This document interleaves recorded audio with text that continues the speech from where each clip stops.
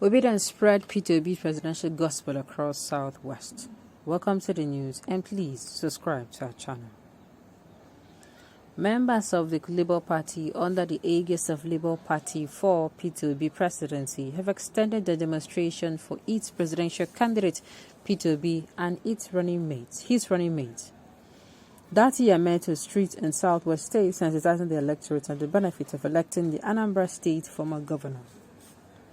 The members, who were armed with different placards and banners with different inscriptions, marched through major streets in Ogun and Oyo State.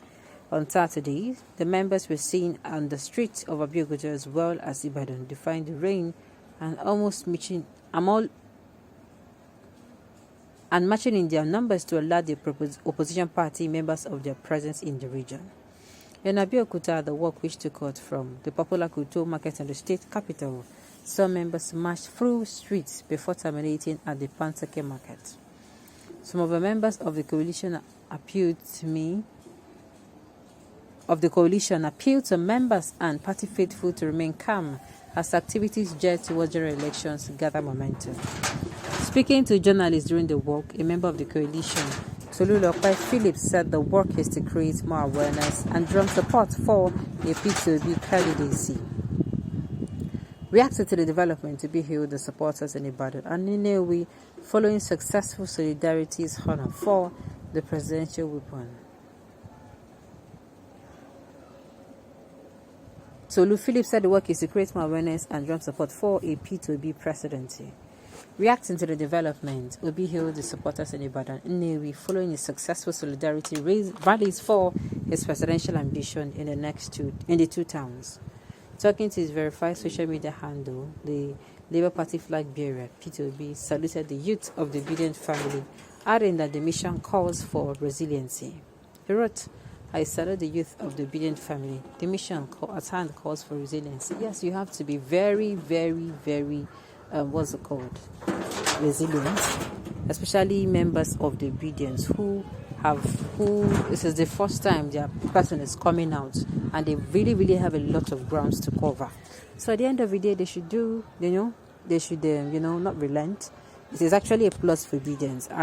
They're coming out to tell people that they don't just exist on social media, but as well, they exist, off social media. Okay. We are making progress. The new Nigeria is possible with P2B and Dati Ahmed. Remove. The thing that is making my head spin is that every day the campaign stops having ethnic or religious coloration. Right now, nobody seems to care where P2B comes from. Yusuf Dati brought tears to my eyes when he said his life was being threatened in the north for supporting P2B.